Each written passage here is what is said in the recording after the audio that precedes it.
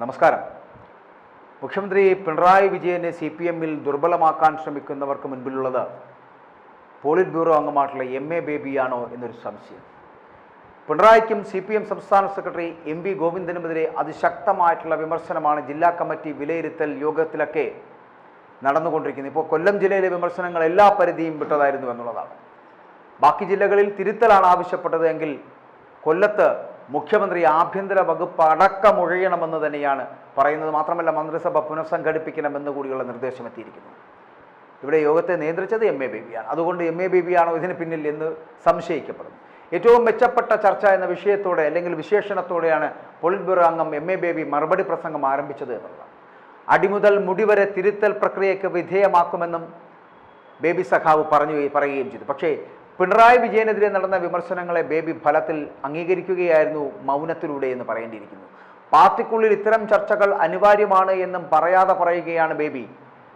അതിനിടെയാണ് ഒന്നാം പിണറായി സർക്കാരിലെ മന്ത്രിമാരെ രണ്ടാമത്തെ ടൈമിൽ മന്ത്രിയാക്കേണ്ടെന്ന് തീരുമാനിച്ചതിന് പിന്നിൽ എന്തായിരുന്നു, അതിന് മുഖ്യമന്ത്രിക്ക് രഹസ്യ അജണ്ട ഉണ്ടായിരുന്നു എന്നുള്ള ആരോപണം കൂടി ഇതിനകത്തുയരുന്നു. എല്ലാ അർത്ഥത്തിലും ബേബി സഖാവിനെ മുൻനിർത്തി പിണറായിയെ കടന്നാക്രമിക്കുകയാണ് CPM ജില്ലാ നേതൃത്വം കൊല്ലത്ത് ചെയ്തത് എന്നുള്ളത് ഒരു വസ്തുതയായി നിൽക്കുന്നു. 2 തവണയിൽ കൂടുതൽ മത്സരിക്കേണ്ട എന്ന തീരുമാനവും നിഗൂഢമാണ് എന്ന് പറയേണ്ടിയിരിക്കുന്നു. ഇതൊന്നും ചോദ്യം ചെയ്യാൻ ഈ പാർട്ടിയിൽ ആരുമില്ലേ എന്ന് ചോദിച്ച അംഗങ്ങൾ കേന്ദ്ര കമ്മിറ്റിക്ക് പോലും സംസ്ഥാനത്തെ പാർട്ടിയിലും ഭരണത്തിലും നിയന്ത്രണമില്ല എന്നുകൂടി തുറന്നടിക്കുകയുണ്ടായി. പാർട്ടിയും ഭരണവും കണ്ണൂർ ലോബി പിടിച്ചെടുത്തു എന്ന വിമർശനം കൂടി അതിലൂടെ ഉണ്ടായി എന്നുള്ളതാണ്. മുഖ്യമന്ത്രിയും പാർട്ടി സെക്രട്ടറിയും LDF കൺവീനറും മുഖ്യമന്ത്രിയുടെ പൊളിറ്റിക്കൽ സെക്രട്ടറിയും വിവിധ മന്ത്രിമാരുടെ പ്രൈവറ്റ് സെക്രട്ടറിമാരുമെല്ലാം വരുന്നത് എവിടുന്ന കണ്ണൂരിൽ നിന്നാണ്. തുടർഭരണം കിട്ടിയതോടെ മുഖ്യമന്ത്രിയുടെ മുഖം അഹങ്കാരത്തിൻ്റെതായെന്ന അതിരൂക്ഷമായിട്ടുള്ള വിമർശനമാണ് കൊല്ലത്ത് നിന്ന് ഉയർന്നു വന്നതെന്നുള്ളത്. ഈ വിമർശനങ്ങളെ പ്രതിരോധിക്കുവാൻ പക്ഷേ ബേബി സഖാവും തയ്യാറായില്ല എന്നുള്ളതാണ്. മൈക്ക് ഓപ്പറേറ്ററോട് മാത്രമല്ല ചടങ്ങിൻ്റെ അവതാരകയോട് പോലും മുഖ്യമന്ത്രി തട്ടിക്കയറുന്ന കാഴ്ചയുണ്ടായിരുന്നു. ഇടതുപക്ഷ സഹയാത്രികനായിട്ടുള്ള ഗീവർഗീസ് മാർ കൂറിലോസ് ചെറിയൊരു വിമർശനം നടത്തിയപ്പോൾ മുഖ്യമന്ത്രി പ്രതികരിച്ചത് അങ്ങേയറ്റം ധിക്കാരവും അഹങ്കാരവും നിറഞ്ഞ ഭാഷയിലാണ് എന്നുള്ളത് വളരെ കൃത്യമാണ്. ഒന്നാം പിണറായി മന്ത്രിസഭയിലെ അംഗങ്ങളെപ്പോലെ കഴിവുള്ള മന്ത്രിമാരാരും ഇപ്പോഴത്തെ സർക്കാരിൽ ഇല്ല എന്നുള്ളതും മുഖ്യമന്ത്രി മാത്രം തുടർന്നപ്പോൾ ധനവകുപ്പിൽ TM തോമസ് ഐസക്കിനെയെങ്കിലും നിലനിർത്തണമായിരുന്നു എന്നുള്ളതും വലിയ ചർച്ചയായി. ബിന്ദുവിൻ്റെ മന്ത്രിസ്ഥാനം ബന്ധുനിയമനമായിരുന്നുവെന്നും വിശദീകരണമെത്തി. സാധാരണ യോഗത്തിലെ പ്രധാന നേതാവ് ഇത്തരം പരാമർശത്തെ തള്ളിപ്പറയുകയാണ് പലപ്പോഴും പതിവ് കാഴ്ച. എന്നാൽ ബേബി സഖാവ് അതിന് മുതിർന്നതേയില്ല എന്നുള്ളതാണ്. ലോക്നാഥ് ബെഹ്റയെ പോലുള്ള ഉദ്യോഗസ്ഥരെ നിലനിർത്തുന്നത് ആരുടെ താല്പര്യമാണ് എന്നുള്ള ചോദ്യം ഉയർന്നു കേട്ടു. സംസ്ഥാന secretary MV Govindan, EP Jayarajan തുടങ്ങിയവർക്കെതിരെയും രൂക്ഷമായിട്ടുള്ള ഭാഷയിൽ വിമർശനങ്ങൾ സഖാക്കൾ ഉയർത്തി. കണ്ണൂർ ലോബിയെ നിയന്ത്രിക്കേണ്ടതിൻ്റെ ആവശ്യമാണ് കൊല്ലത്തുയർന്നു വന്നത് എന്നുള്ളതാണ്. ഈ ചർച്ചകളിലെ വികാരം ബേബി CPM പോളിറ്റ് ബ്യൂറോയിൽ അടക്കം ഉയർത്താൻ സാധ്യതയുണ്ട് എന്നുകൂടി പറയേണ്ടിയിരിക്കുന്നു. CPM-ൽ തിരുത്തലിൻ്റെ ഭാഗമായി നേതൃമാറ്റം അനിവാര്യമാണ് എന്നുള്ള ചിന്ത അതാണ് കൊല്ലത്തുള്ളത് എന്നുള്ള കാര്യം വ്യക്തമാണ്. എന്നാൽ ആരാകണം ആ പകരക്കാരൻ എന്ന് കൊല്ലം ജില്ലക്കാർ പറയുന്നില്ല എന്നുള്ളതാണ്. CPM സംസ്ഥാന സമിതിയിൽ KK ശൈലജയെ മുഖ്യമന്ത്രിയായി കാണാൻ ജനം ആഗ്രഹിക്കുന്നുവെന്ന പരാമർശം P ജയരാജൻ്റെ ഭാഗത്ത് നിന്ന് ഉണ്ടായിരുന്നു. അത് നമ്മളെല്ലാം കേട്ടതാണ്. എന്നാൽ CPM-ൽ പിണറായി വിജയൻ ഒറ്റപ്പെടുന്നില്ലെന്ന് ഉറപ്പിക്കുവാൻ MV ഗോവിന്ദൻ പെടാപ്പാടുപെടുകയാണ് ഇപ്പോഴും. കണ്ണൂർ ജില്ലാ സമ്മേളനത്തിൽ മുഖ്യമന്ത്രിക്കായി വലിയ പ്രതിരോധമാണ് ഈ ഗോവിന്ദൻ സഖാവ് അവിടെ ഉയർത്തിയത് എന്നുള്ളത്. മുഖ്യമന്ത്രിയെയും കുടുംബത്തെയും ഒറ്റതിരിഞ്ഞ് ആക്രമിക്കരുത് എന്നും ഭരണത്തിലെ വീഴ്ചകൾ തിരിച്ചടിയായിട്ടുണ്ട് എങ്കിലും കടുത്ത ഭരണപരാജയമെന്ന് പറയുന്നതിൽ അർത്ഥമില്ല എന്നും കണ്ണൂർ ജില്ലാ കമ്മിറ്റിയിൽ ഉയർന്ന വിമർശനങ്ങൾക്ക് മറുപടിയായിട്ട് ഗോവിന്ദൻ സഖാവ് വാദിക്കുകയും ചെയ്യുന്നുണ്ട് ഈ പിണറായി വിജയന് വേണ്ടിയിട്ട്.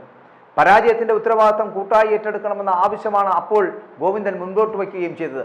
അതേസമയം KK ശൈലജയെ മുഖ്യമന്ത്രിയായി കാണുവാൻ ആഗ്രഹിക്കുന്ന ജനമുണ്ട് എന്ന് സംസ്ഥാന സമിതി യോഗത്തിൽ P ജയരാജൻ തുറന്നു പറഞ്ഞത് വ്യാപകമായിട്ടുള്ള ചർച്ചയായി എന്നുള്ളത് വലിയ നേട്ടമായി കാണാം.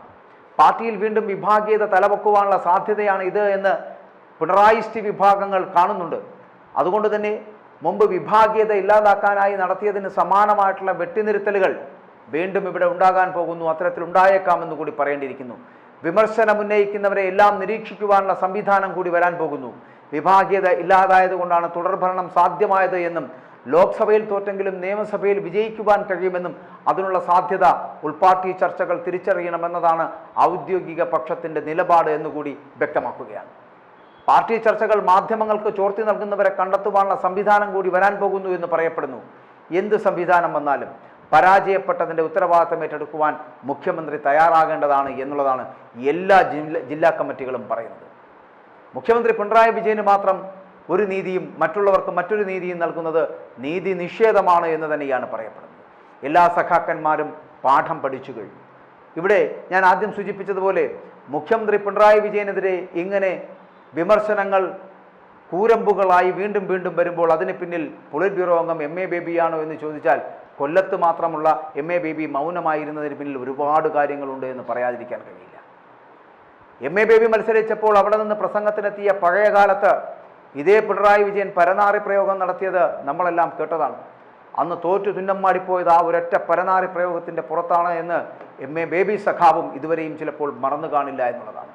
പരനാറി എന്ന് വിളിച്ചത് എൻ.കെ. പ്രേമചന്ദ്രനാണെങ്കിൽ പക്ഷേ അതിൽ തോൽവി അടഞ്ഞത് എം.എ. ബേബിയാണെന്നുള്ളതാണ്. ഇങ്ങനെ പലതരത്തിലുള്ള കണക്കുകൂട്ടലുകൾ എല്ലാ സഖാക്കളുടെയും ഉള്ളിൻ്റെ ഉള്ളിൽ ഉണ്ട് എന്നുള്ളത് വേദനയാണ്.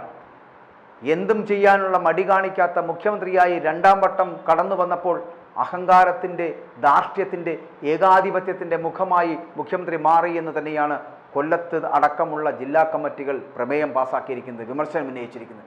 ഈ വിമർശനങ്ങൾക്ക് മറുപടി പറഞ്ഞ് നാവ് കുഴഞ്ഞു പോയ ഗോവിന്ദൻ സഖാവിന് ഇനി എത്ര കാലം ഇങ്ങനെ പിടിച്ചു നിൽക്കാൻ കഴിയുമെന്നുള്ളതാണ്. മുഖ്യമന്ത്രിയെ എത്രയൊക്കെ പ്രതിരോധിച്ചാലും തോൽവി തന്നെയാണ്. ആ തോൽവിയുടെ പാപഭാരം മുഖ്യമന്ത്രിയുടെ ചുമലിലും എം.വി. ഗോവിന്ദൻ്റെ ചുമലിലും തന്നെയാണ് എന്ന് പറയാതിരിക്കാൻ കഴിയില്ല. മുഖ്യമന്ത്രിയെ ന്യായീകരിക്കുന്നതിലൂടെ, ഇവിടെ പിണറായി വിജയനെ ന്യായീകരിക്കുന്നതിലൂടെ എം.വി. ഗോവിന്ദൻ തന്നെ കൂടെ ന്യായീകരിക്കുകയാണെന്ന് പറയേണ്ടിയിരിക്കുന്നു. കാരണം ഈ പരാജയം എന്ന് പറയപ്പെടുന്നത് 19 മണ്ഡലങ്ങളിൽ പരാജയം എന്ന് പറയപ്പെടുന്നത് എം.വി. ഗോവിന്ദൻ എന്ന് പറയപ്പെടുന്ന പാർട്ടിയുടെ സംസ്ഥാന സെക്രട്ടറിയുടെ കൂടെയാണ് എന്ന് പറയാതിരിക്കാൻ കഴിയില്ല. മുഖ്യമന്ത്രിയെ ഇങ്ങനെ വിമർശനങ്ങൾ കൊണ്ട് മൂടുമ്പോൾ അതിനകത്ത് പാർട്ടി സെക്രട്ടറി ഇതൊന്നും കേൾക്കാതെ മാറി നിൽക്കുന്ന ഒരു മഹാനായി മാറുകയാണ്. പക്ഷേ അങ്ങനെയല്ല, പാർട്ടി സെക്രട്ടറിക്കും മുഖ്യമന്ത്രിക്കും തുല്യമായിട്ടുള്ള ഉത്തരവാദിത്തമാണ് ഈ പരാജയത്തിൽ എന്ന കാര്യത്തിൽ സംശയമില്ല. അതുകൊണ്ട് ഇവർ രണ്ടുപേർക്കും ഈ ഉത്തരവാദിത്തത്തിൽ നിന്ന് പിന്നാക്കം പോകാൻ കഴിയില്ല.